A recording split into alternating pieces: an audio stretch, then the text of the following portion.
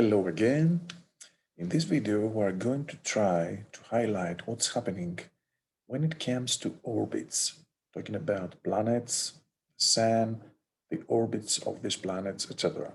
Let's start drawing in simple terms. Suppose that over here is the sun. We know that the mass of the sun is enormous, it's huge. And suppose that we have a small planet, let's say the Earth, somewhere out there at a certain distance, and the dashed line connects their centers. And now, suppose that the Earth was stationary. Suppose that God has released the Earth, and we know that there is a gravitational attraction, action reaction pair between the Earth and the Sun. Don't forget that due to the action reaction pair, the magnitudes of these two forces drawn there will be equal. But don't forget that the mass of the Sun compared to the mass of the Earth is many, many times greater. So if this was happening, imagine that the Earth would be accelerated towards the Sun and actually would collide on it. But we do know that this does not happen. Let's try to understand what's happening in reality. We do know that the Earth has a velocity of rotation. This dashed circular path represents the orbit of the Earth around the Sun. And we do know that we have a velocity, v, which represents the velocity of the circular motion of the Earth around the Sun. And now you can see that the role of gravitational force is different.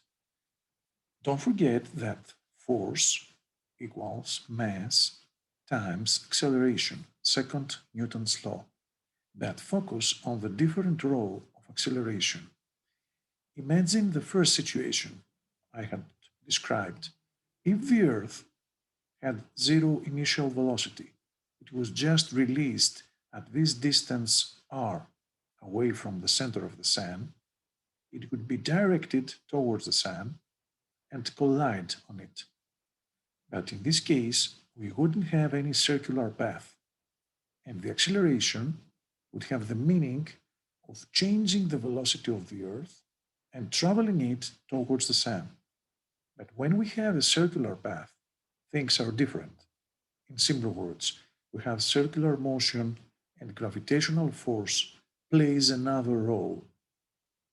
Pay attention at my term, plays another role, the role of centripetal force. After a while, the Earth will be somewhere out there.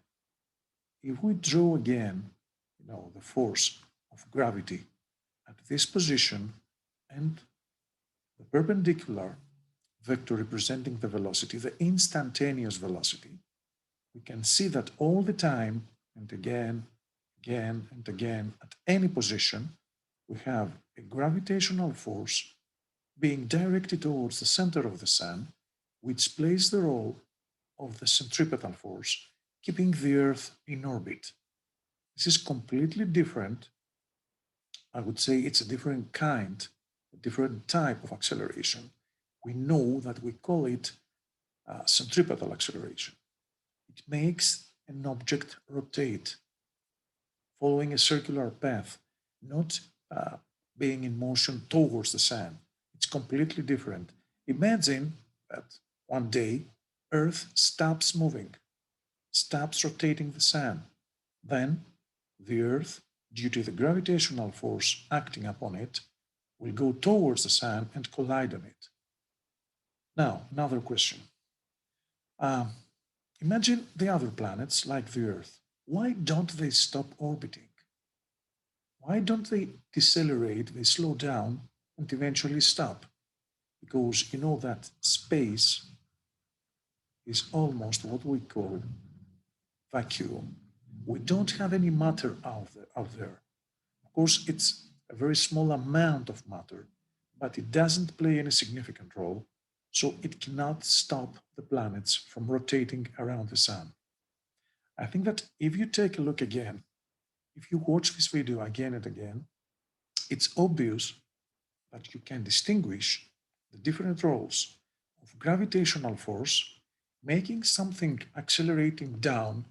For example, imagine an object falling on the surface of the Earth due to the gravity, and in other case, making something orbiting a much bigger object.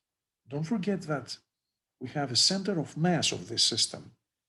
Let's try to highlight what the center of mass is. If we have a mass m over here and a much smaller one, m, at a distance r, we do know that the center of mass is a point somewhere out there at a distance x from the center of the greater mass. And if m is many times greater than the small one, then the center of mass is moving close to the center c of the bigger mass.